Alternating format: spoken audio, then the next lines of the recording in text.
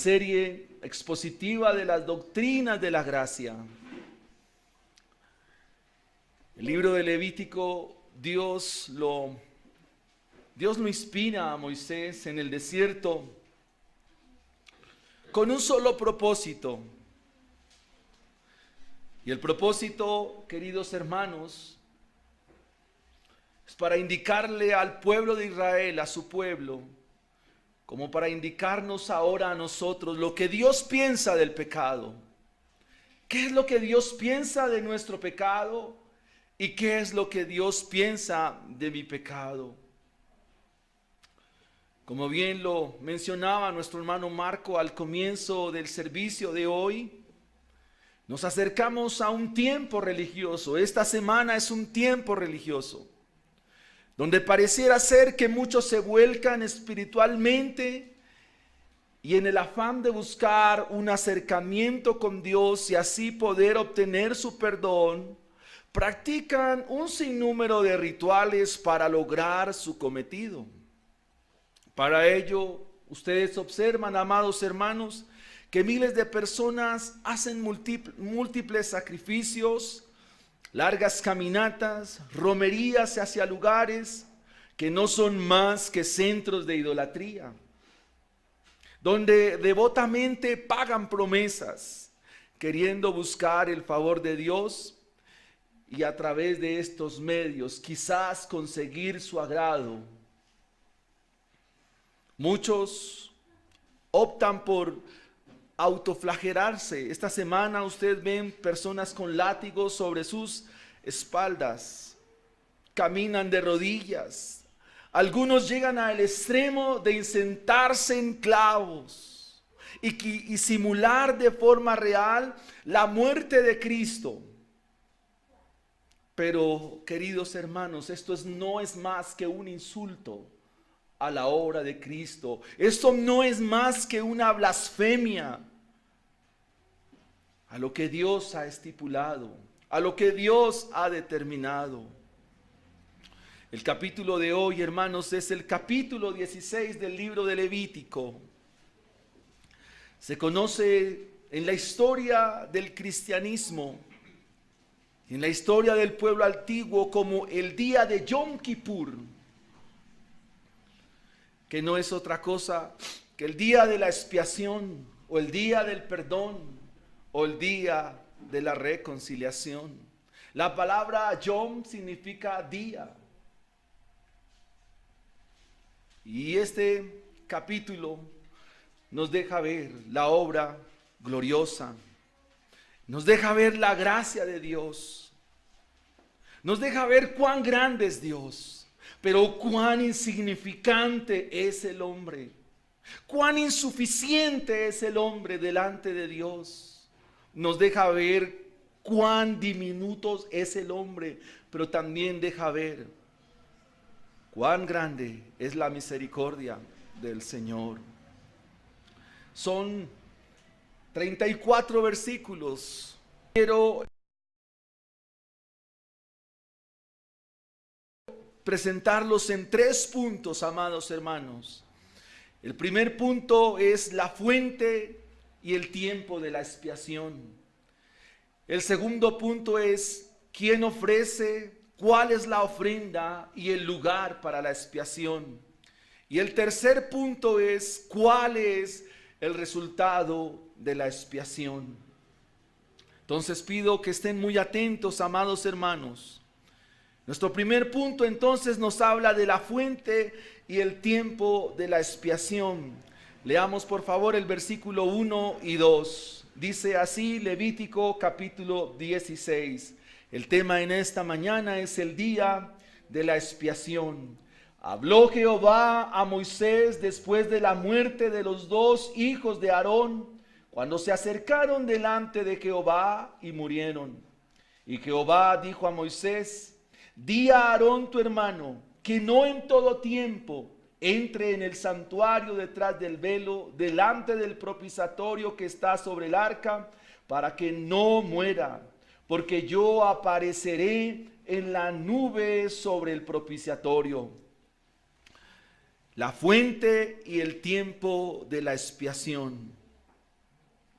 quiero decirles, amados hermanos, que inicialmente Dios es la fuente de la expiación, porque Él dice qué es lo que se tiene que hacer, pero también Él dice qué es lo que no se debe hacer. Y quiero que por favor miremos el versículo 1 del capítulo 16. Explícitamente Moisés consigna en este libro dos aspectos importantes. La primera palabra que aparece ahí en el versículo 1 es: habló Jehová a Moisés. Dios es la fuente de la expiación. Es decir, que Dios dispone la forma, Dios dispone el método, Dios ha dispuesto cómo debe ser la expiación. Por eso encontramos enfáticamente en el versículo 1, habló Jehová a Moisés. ¿Qué le habló? Le dijo: después de la muerte de los hijos de Aarón, cuando se acercaron delante de Jehová y murieron. Entonces la Biblia nos refiere en Levítico capítulo 10, amados hermanos, que los hijos de Aarón entraron delante del Señor. Levítico capítulo 10, versículo 1 hasta el 3 dice: Nadab y Abiú, hijos de Aarón, tomaron cada uno un incensario y pusieron en ellos fuego, sobre el cual pusieron incienso, y ofrecieron delante de Jehová, subraye esto, fuego extraño que Dios no les mandó. Salió fuego delante de Dios y los quemó, y murieron delante de Jehová. Entonces dijo Moisés a Aarón: esto es lo que habló Jehová diciendo: en los que a mí se acercan me santificaré, y en mi presencia y en presencia de todo el pueblo seré glorificado. Y Aarón calló. La Biblia entonces en Levítico 16 nos dice que Dios es la fuente, porque Dios dice cómo es el método para acercarse a Él. Eso significa que el hombre no tiene ninguna posibilidad. Eso significa que el hombre no tiene la forma. Y eso significa que el hombre en sí mismo no puede hacer nada por acercarse a Dios, por cuanto eso nos habla de la gracia de Dios. Los hijos de Aarón, que eran hijos del sacerdote, del gran sumo sacerdote en tiempos de Moisés, estos dos hijos de él, llamados Nadab y Abiú, se acercaron con un incensario, y con este incensario decidieron poner un fuego, el cual Dios les había dicho no lo hagan, y lo que hicieron fue presentar delante del Señor fuego extraño, de tal manera que este fuego extraño fue abominable, fue ofensivo, fue un insulto al mismo Dios, por cuanto esa no era la forma mediante la cual había dicho Dios que se acercaran a Él.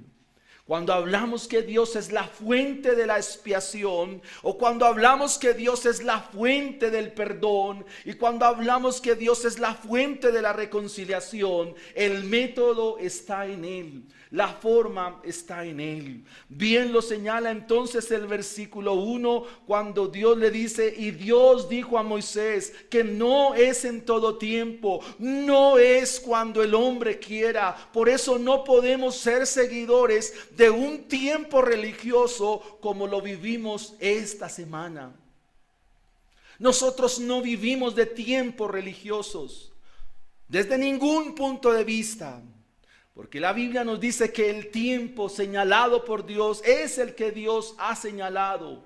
No es el que nosotros queremos, no es el que nosotros pensamos, no es el tiempo que nosotros proyectamos, no es el tiempo que nosotros planeamos. Dice la Biblia, en ese versículo dice el versículo 2: di a Aarón tu hermano que no en todo tiempo entre en el santuario. Dios, como fuente de la expiación, no solo dice la forma, sino que también señala el tiempo. Por eso encontramos, amados hermanos, que Dios había señalado un día el día Yom, el día de Yom Kippur. Esa palabra Kippur es del verbo hebreo keper, que significa cubrir, que significa tapar. Dios señaló un día. Este día era un día especial porque era el día del perdón. En esta jornada tan específica se hacían sacrificios.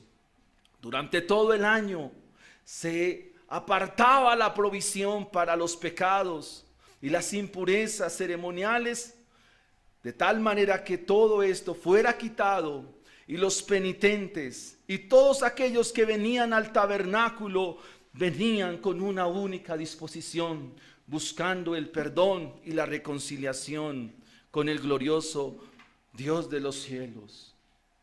Quiero entonces, amados hermanos, dejar de una manera clara, expresa, que la fuente de la expiación es Dios mismo y que el tiempo de la expiación es Dios quien lo ha señalado. Con esto el pasaje entonces nos lleva a nuestro segundo punto. ¿Quién debe ofrecer? ¿Cuál es la ofrenda y cuál es el lugar? ¿Quién es el que ofrece? ¿Cuál es la ofrenda? ¿Y en qué lugar se ha de ofrecer para que haya expiación? Versículo 3, ustedes se encuentran, amados hermanos, dice, con esto entrará, ¿quién entrará? Aarón en el santuario, y debe él traer para su expiación un becerro y un carnero para holocausto. Encontramos al sumo sacerdote, ¿cómo se llama? Aarón. Y Aarón va a entrar en el santuario con un becerro para expiación y un carnero para holocausto. Este sumo sacerdote entonces había sido llamado por Dios de la tribu de los levitas. Eso lo encontramos en Éxodo capítulo 28. Pero aquí encontramos algo muy particular en la vida de quien ofrece. Encontramos a un Aarón que está presentando sacrificio por sí mismo. Y eso nos habla de la incompetencia misma de Aarón. Porque es el mismo sumo sacerdote quien está presentando dos ofrendas, un becerro y un carnero. Un becerro era algo así como un novillo y un carnero era un ovejito ya un poco avanzado de años. Por eso se llama carnero. El carnero tenía unos cuernos de los cuales posteriormente se hacía lo que llamamos el shofar. En el versículo 4 entonces encontramos algo muy especial. En el versículo 4 dice, se vestirá la túnica santa de lino, sobre su cuerpo tendrá calzoncillos de lino y se ceñirá el cinto de lino y con la mitra de lino se cubrirá. Son las santas vestiduras, con ellas se ha de vestir después de lavar su cuerpo con agua. Encontramos aquí varias características, amados hermanos. ¿Cómo se tenía que vestir Aarón? Aarón se tenía que vestir entonces, número 1, de una túnica santa de lino. Tendrá que tener los calzoncillos de lino. Se ceñirá un cinto de lino. La mitra con la cual se cubrirá también será de lino. Son vestiduras santas. Yo quiero que por favor usted, sin perder de vista, miremos Éxodo 28 del 1 al 8 rápidamente. Éxodo capítulo 28 dice que cuando Aarón se va a investir como sumo sacerdote para dicha labor, las vestiduras son diferentes.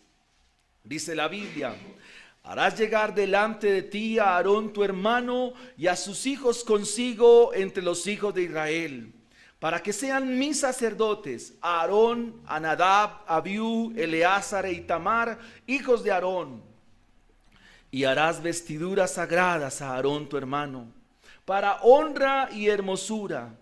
Y tú hablarás a todos los sabios de corazón, a quienes yo he llenado de espíritu de sabiduría, para que hagan las vestiduras de Aarón, para consagrarle, para que sea mi sacerdote. Las vestiduras que harán son estas: el pectoral, el éfod, el manto, la túnica bordada, la mitra y el cinturón. Hagan pues las vestiduras sagradas para Aarón tu hermano y para sus hijos, para que sean mis sacerdotes. Tomarán oro, azul, púrpura, carmesí y lino torcido, y harán el éfod de oro, azul, púrpura, carmesí y lino torcido, obra primorosa. Tendrá 2 sombreras que se juntan a sus 2 extremos, y así se juntará. Y su cinto de obra primorosa que estará sobre él será de la misma obra, para él mismo, de oro, azul, púrpura, carmesí y lino torcido. Pregunta, amados hermanos, ¿qué diferencias hay entre estas vestiduras y las vestiduras con las cuales va a ser la expiación? ¿Encuentran diferencia? Sí, hay una diferencia. Las vestiduras acá, de las cuales Éxodo 28 nos hablan de realeza, nos hablan de unas vestiduras de gala, nos hablan de unas vestiduras, como bien lo llama el autor sagrado, vestiduras primorosas. Pero para el día de la expiación, Aarón se ponía las vestiduras de alguien que iba a suplicar, de alguien que iba a rogar, de alguien que iba a implorar misericordia. Y no se podía poner las vestiduras reales, tenía que ponerse las vestiduras de un penitente. Acá, para ofrecer la expiación, en Levítico 16, versículo 4, ustedes no encuentran ni el éfod, ni la túnica, ni el pectoral, ni las sombreras. Lo único que encuentran son las vestiduras de alguien que va a suplicar, alguien que va a rogar, alguien que va a implorar misericordia, alguien que va a implorar perdón, alguien que va a suplicar y que su corazón lo va a entregar hasta lo sumo. Las vestiduras que son santas son de lino, que nos hablan de un sumo sacerdote que debe ir pulcro. No puede ir normalmente, tiene que lavarse antes, ponerse la ropa e ir a ofrecer sacrificio. ¿Quién ofrece acá? Es el sumo sacerdote. ¿Qué vestiduras tiene? Las vestiduras de un penitente, de alguien que va a clamar y que va a suplicar misericordia. En segunda instancia, hablemos de la ofrenda. No solo Aarón presentaba un becerro por sí mismo, y no solo presentaba un carnero, amados hermanos, sino que ahora en el versículo 5 se nos dice que también de los hijos de Israel debían traer 3 ofrendas. Tenían que traer 2 machos cabríos, versículo 5, y de la congregación de los hijos de Israel tomarán 2 machos cabríos para expiación y un carnero para holocausto. Bien, ¿qué debía traer de los hijos de la congregación de los hijos de Israel? 2 machos cabríos, tenían que ser idénticos. Y también debían traer, versículo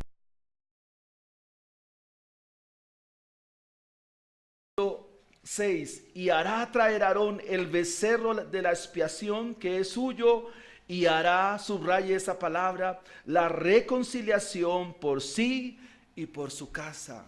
Este sumo sacerdote tenía que ofrecer el carnero para poderse él reconciliar y asimismo presentar ofrenda al Señor, luego hacer el holocausto.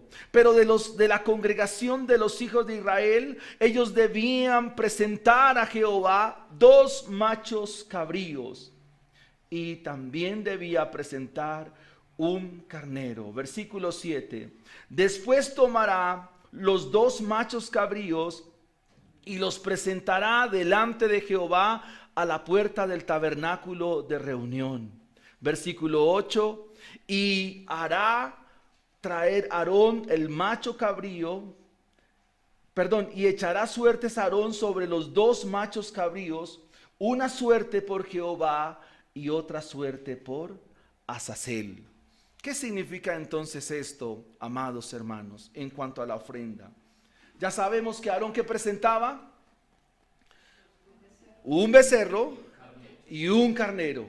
Y de la congregación de los hijos de Israel, ¿qué debían traer? Dos machos cabríos, dos chivos y un ¿qué? Y un carnero. Y lo presentaban delante del Señor, las tres ofrendas.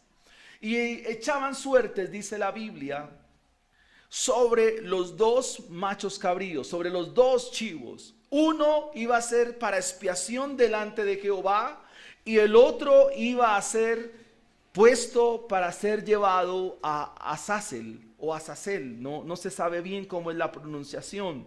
Pero lo que importa acá, amados hermanos, es que la ofrenda que se nos presenta acá nos va a ilustrar algo muy importante, amados hermanos, y es lo siguiente.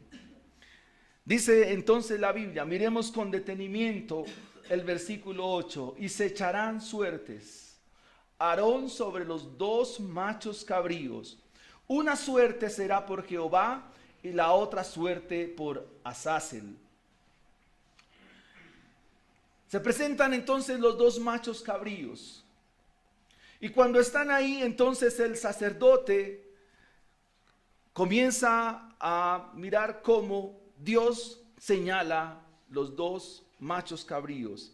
El primero de ellos entonces se va a llamar Azazel. Este macho cabrío se va a enviar al desierto. Y en el versículo 21 del capítulo 16 usted encuentra lo que se hacía con este macho cabrío. Observe con detenimiento. Levítico 16, versículo 21. Y pondrá Aarón sus manos sobre la cabeza del macho cabrío vivo. Recuerden que son dos chivos los que se presentan. El que se va para el desierto lo toma Aarón y le pone las manos ¿en dónde? En su cabeza. Y cuando le pone las manos en su cabeza, dice el versículo 21, confesará sobre él todas las iniquidades de los hijos de Israel, todas sus rebeliones, todos sus pecados, y dice la Biblia, poniéndolos sobre la cabeza del macho cabrío. Repito, entonces Aarón tiene el macho cabrío, la cual la suerte le vaya al desierto. Confiesa, ¿qué es lo que confiesa Aarón? Confiesa los pecados, confiesa las rebeliones, ¿y qué más confiesa? Las iniquidades de los hijos de Israel. Y este chivo ahora va a ser enviado al desierto. Esa palabra Azazel significa olvido. Esa palabra Azazel significa etimológicamente perdón, no me acuerdo. ¿Por qué es enviado al desierto? ¿Qué es lo importante? ¿Que va al desierto? No, lo importante es lo que este chivo lleva sobre su cabeza. ¿Qué es lo que lleva? Lleva, dígalo conmigo, ¿qué lleva? Los pecados, las rebeliones, ¿y qué lleva? Las iniquidades. ¿Qué es lo que lleva el chivo enviado al desierto? ¿Qué lleva? Pecados, rebeliones e iniquidades. Es lo que lleva a él. Pero este chivo va a quedar en el desierto. Este chivo va a quedar ¿en dónde? En el olvido. En el olvido. Y eso sí que tiene un gran significado en el día de la expiación. Ahora encontramos, amados hermanos, el macho cabrío que va a ser ejecutado para expiación. Aarón entonces toma el macho cabrío y lo degolla. Le pasa el cuchillo sobre su cuello. Y en un tazón recoge la sangre y ahora tiene que entrar al lugar santo a expiar. En el lugar santo se encuentra el arca de la alianza. Y esa arca tiene una tapa que se llama propiciatorio.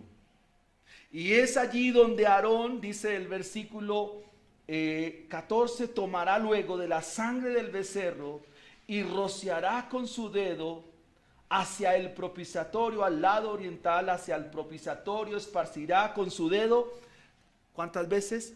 7 veces.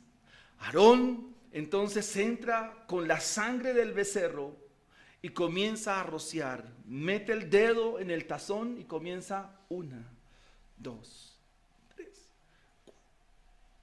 7 veces tiene que espiar. ¿Para qué, hermanos? ¿Y por qué 7? Porque lo que se va a hacer tiene que ser perfecto. Aquí no hay margen de error. Aquí la muerte de no hacerse las cosas conforme Dios las estimó, lo único que se hace es sacar el cadáver. La palabra propiciar entonces la encontramos en todas las escrituras. Aquí el sacrificio de una víctima. Aquí el sacrificio, amados hermanos, de un inocente solo puede ser propicio a quien demanda que haya propiciación. Solo la sangre y el sacrificio de una víctima va a satisfacer la justicia de Dios. Dice entonces la Biblia, amados hermanos, que una vez se efectuaba eso, afuera las cosas, afuera del tabernáculo, lo que se estaba viviendo era una terrible angustia. En el versículo 29 dice, y esto lo tendréis por estatuto perpetuo.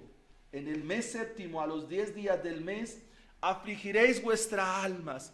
Cuando el pueblo sabía que era el día de la santa convocación, el día de la expiación, el día del perdón y el día de la reconciliación, cuando el pueblo sabía, el pueblo no venía con mucho gozo, que digamos, sino que venían con aflicción de la alma, venían con aflicción en su corazón.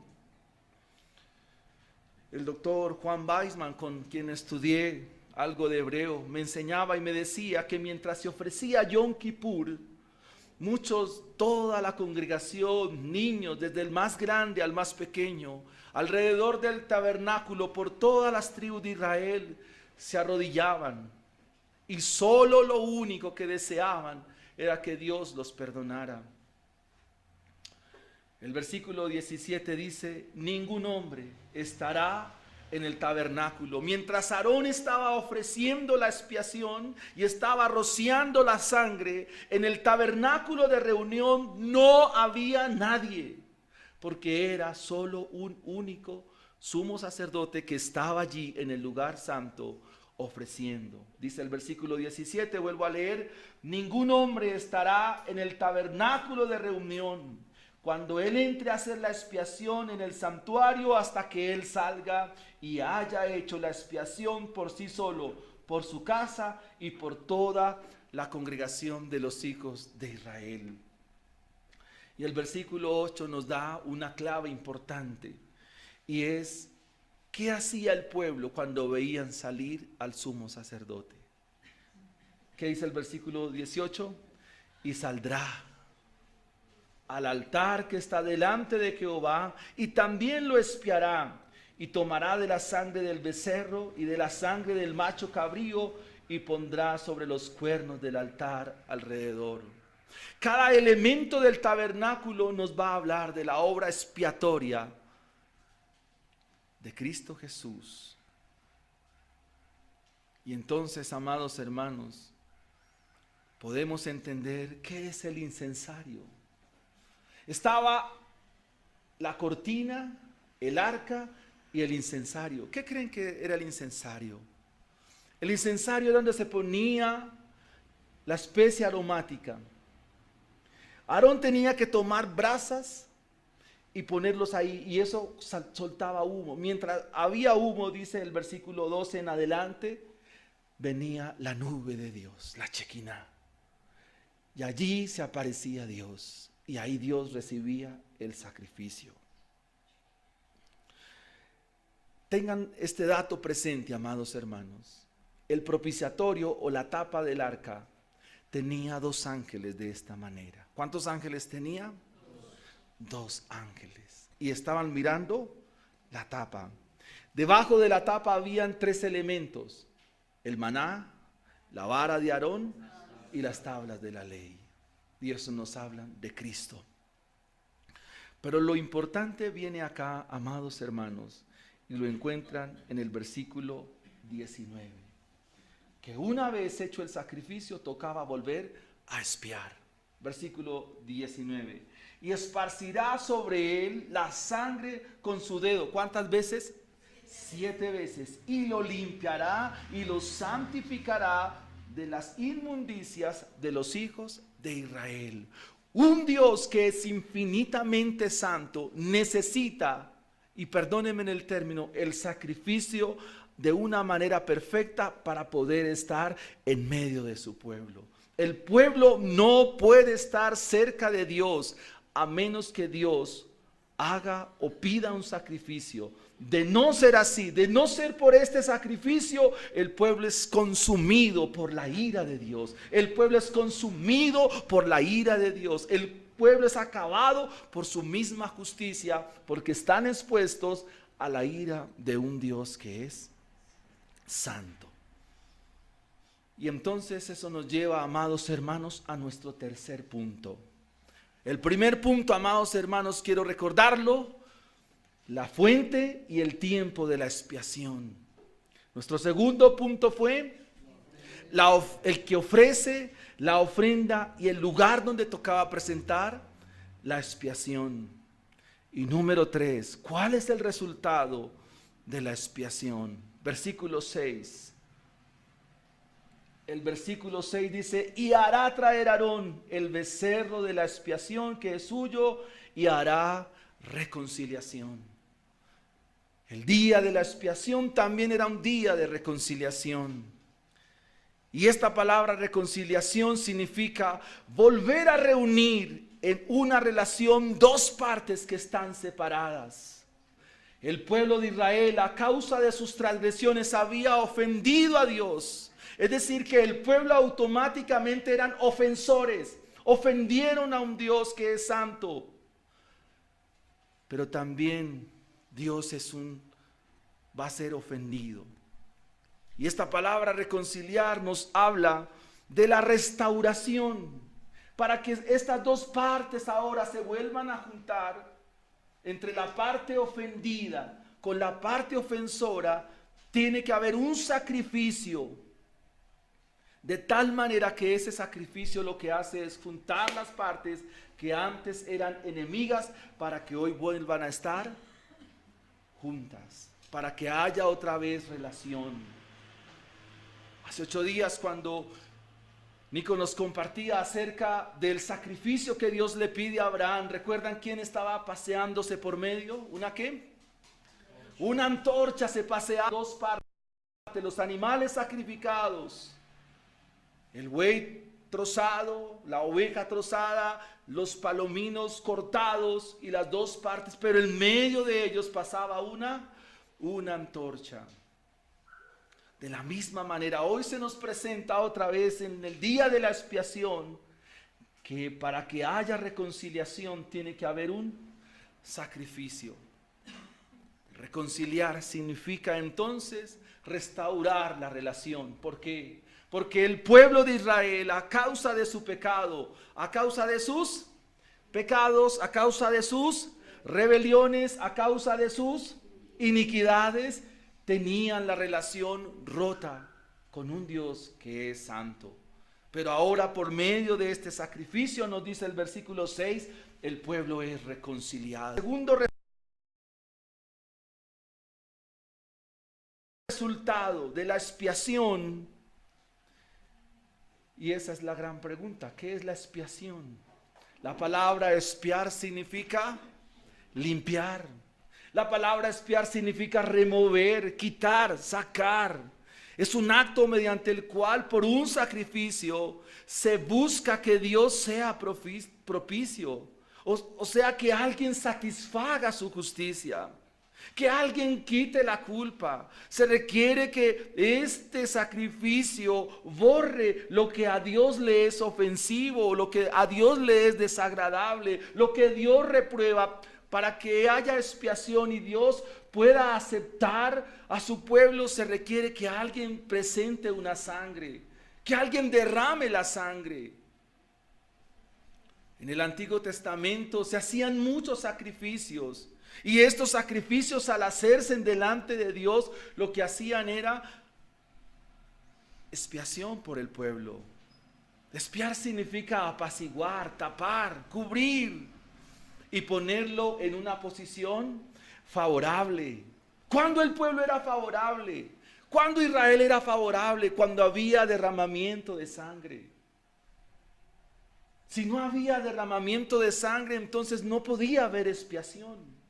Porque la palabra expiación significa literalmente limpiar y hacernos favorable, que yo pueda tener el favor. Versículo 30, porque en este día será expiación por vosotros y seréis limpios de todos vuestros pecados delante de Jehová. Ese es el resultado de la expiación. Ese es el resultado de los sacrificios. Ese es el resultado que se iba a presentar en aquel día, el día de la expiación. La pregunta entonces, hermanos, para que volvamos a revisar los puntos a exponer en esta mañana.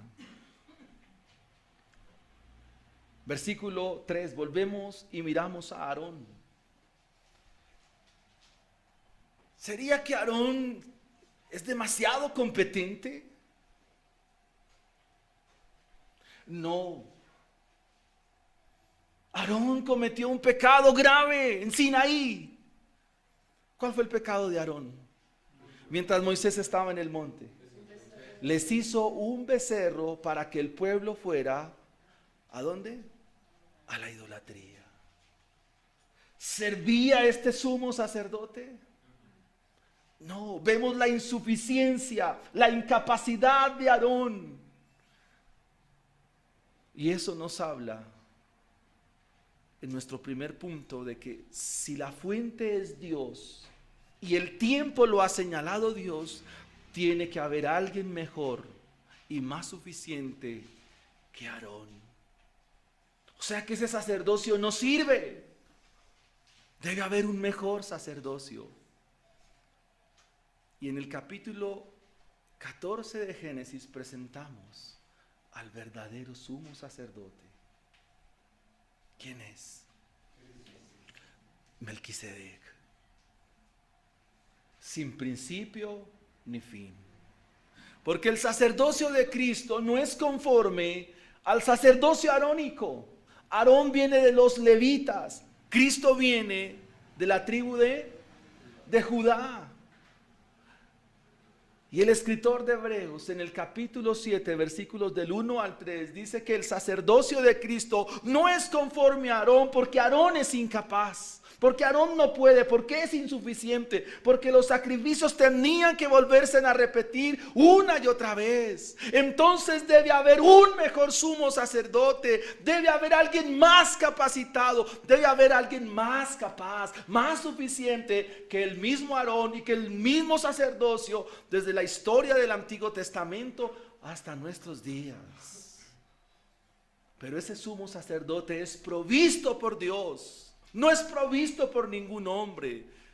Este gran sumo sacerdote se llama Jesucristo. El escritor de Hebreos dice que este gran sumo traspasó los cielos y vino a ofrecer un sacrificio pleno, suficiente y agradable a Dios. Es Cristo mismo quien vino del cielo y se entregó en un tiempo señalado.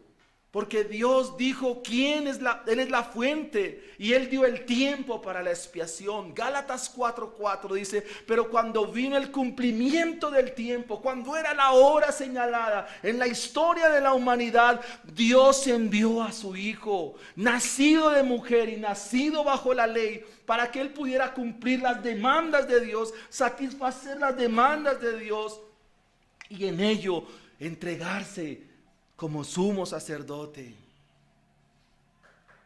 La fuente de la expiación es Dios, porque fue Dios quien envió a su Hijo. Lo envió a la cruz del Calvario. Y esas vestiduras de un penitente fueron las vestiduras humanas. Dice los rabinos que el sumo sacerdote, cuando tenía el incensario en sus manos, solo el sumo sacerdote, antes de tomar el tazón y rociar la sangre, decía estas palabras: oh Dios misericordioso, perdona nuestros pecados. Dios misericordioso, perdónanos. Dios misericordioso, perdónanos. Dios misericordioso, perdónanos. Dios todopoderoso, perdónanos. Pues este gran sumo sacerdote en la cruz abrió sus brazos y dijo: Padre, perdónalos porque no saben lo que hacen. Perdónalos, perdónalos.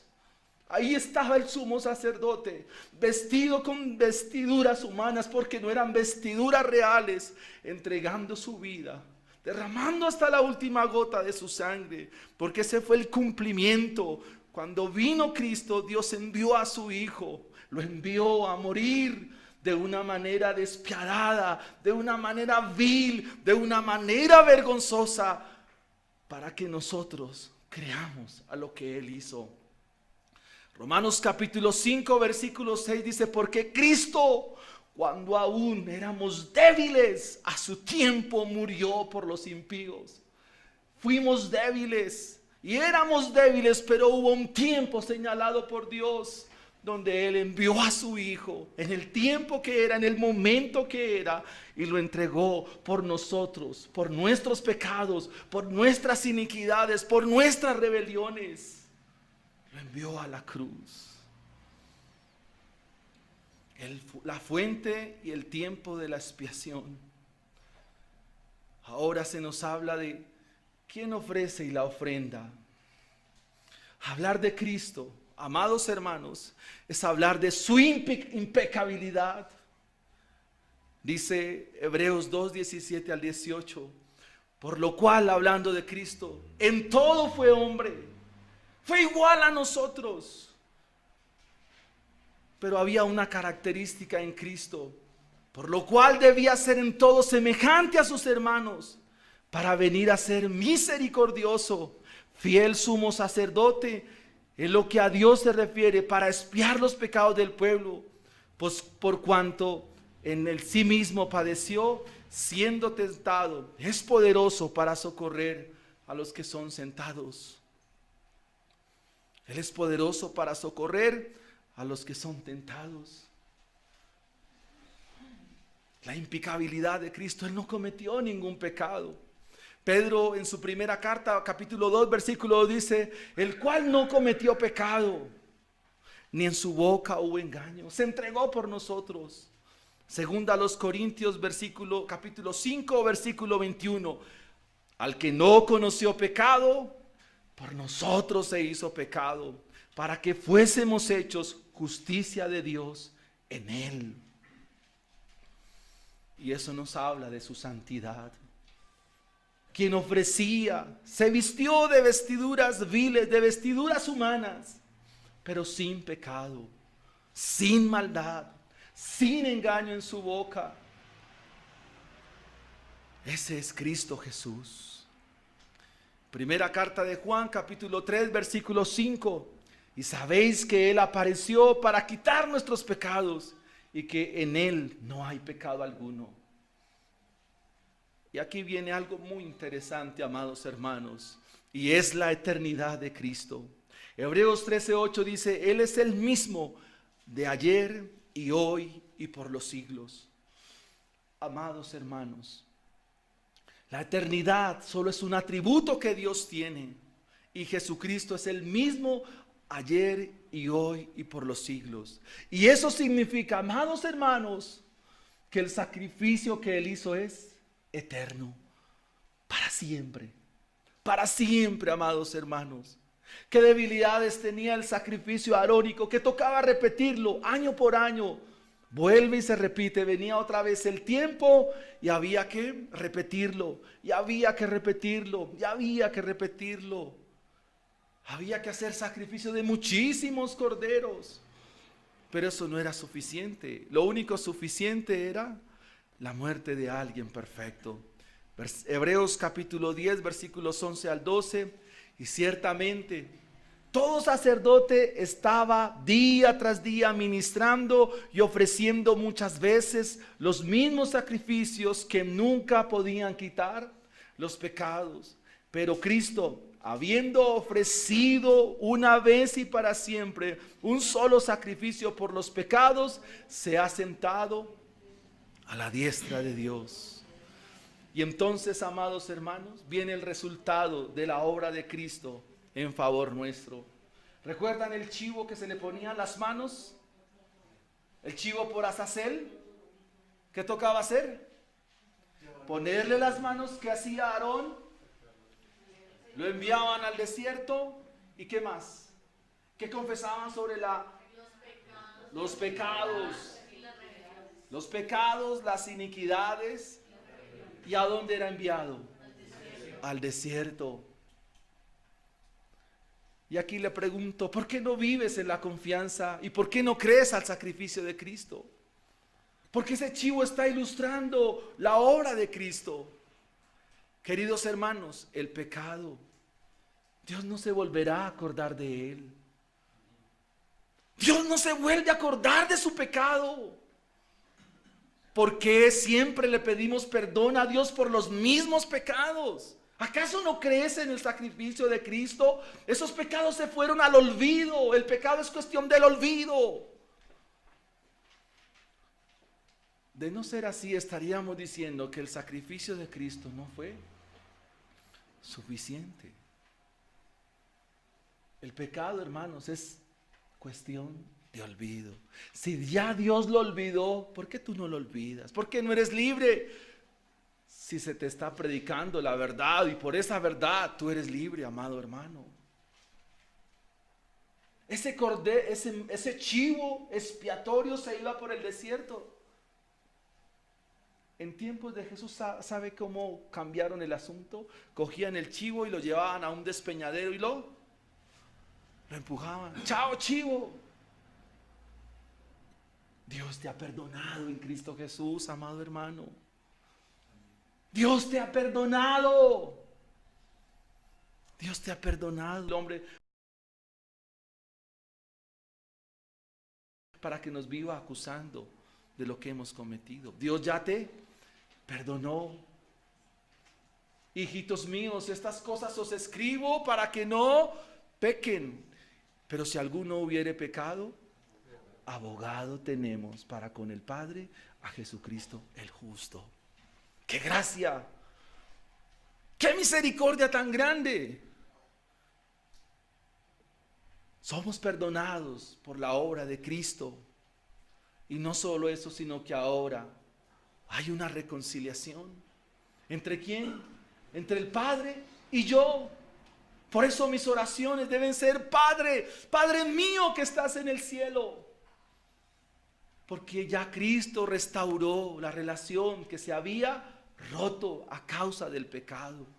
Colosenses 1:20 dice: y por medio de Cristo se han reconciliado todas las cosas, de las que están en los cielos como las que están en la tierra. Y esta reconciliación fue por medio de la cruz. Primera de Pedro 1:2 dice que los escogidos de Dios, a quienes van a ser rociados con la sangre del Señor, ellos van a venir a obediencia. Y por esa sangre, la gracia de Dios y la bondad de Dios les será multiplicada. Primera de Pedro 1:2. Y Hebreos capítulo 9, versículo 22. Por la sangre de Jesús, por su sangre, el pecado de nuestras vidas ha sido removido. Queridos hermanos, ¿no le parece magna la obra del Señor? ¿No le parece grande lo que Cristo ha hecho como para que lo insultemos con rituales, con sacrificios? El día de la expiación ofrecía eso: reconciliación, perdón. Ofrecía amistad con Dios, una amistad. en su Hijo Jesucristo. Y aquí viene un aspecto glorioso del Evangelio, amados hermanos. Y quiero que miremos Juan, capítulo 20.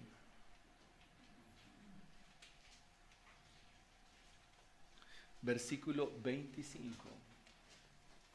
Y esto sí fue para mí emocionante, hermanos. Juan capítulo 20. Versículo 25. ¿Recuerdan cómo era el propiciatorio? Una tapa y tenía ¿qué? Dos ángeles. Revise esto, hermano. Evangelio de Juan, capítulo 20, versículo 25. Le dieron pues los otros discípulos al Señor: hemos visto, y si nos viere en sus manos la señal de los clavos, si metiere mi dedo en su lugar los clavos, metiere mano en su costado, no creeré.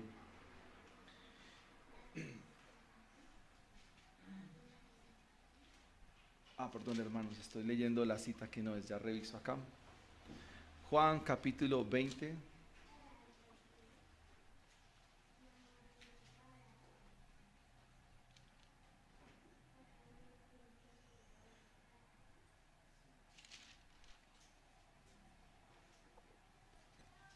Perdón, Juan capítulo 20, versículo 12.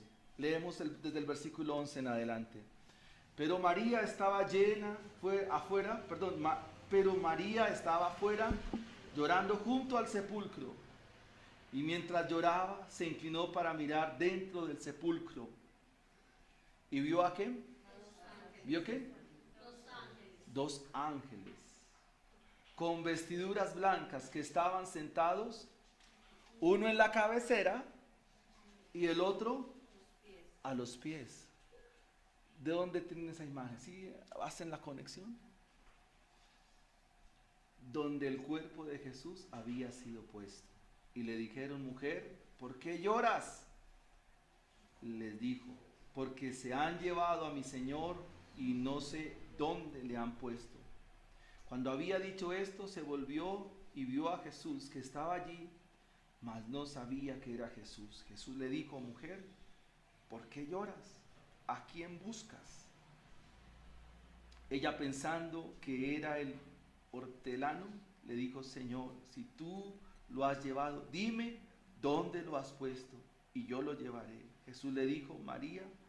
Volviéndose a ella le dijo: Raboní, que quiere decir maestro. Jesús le dijo: no me toques, porque aún no he subido a mi Padre, mas ve a mis hermanos y diles: subo a mi Padre y a vuestro Padre, y a mi Dios y a vuestro Dios. Cuando Jesús obra el sacrificio en la cruz del Calvario, no se queda en la muerte, sino que también resucitó. El propiciatorio era la marca o la ilustración de la tumba de Jesús. ¿Y recuerdan la escena? ¿Qué dijo María? Estoy llorando. ¿Y por qué estaba llorando? Porque se habían llevado ¿a quién? Al cuerpo de Jesús. No lloren más. Isaías dice que los hijos de Dios, el plantío de Jehová, ahora sobre ellos ¿qué hay? Manto de alegría. Porque Jesús murió, sí, pero también resucitó. Resucitó. Resucitó. Queridos hermanos, Jesús expió a su pueblo y no se perderá ninguno. Si nuestros hijos son llamados a salvación, un día gozarán de los deleites eternos de Dios. Y eso nos da esperanza, porque el Evangelio mismo es esperanza. Porque Jesús se levantó triunfante de la muerte. Y un día aparecerá en las nubes del cielo. Y llamará a sus escogidos de los 4 puntos de la tierra. Y entonces estaremos por siempre con Él. Tú has sido perdonado, tú has sido reconciliado y tú has sido perdonado.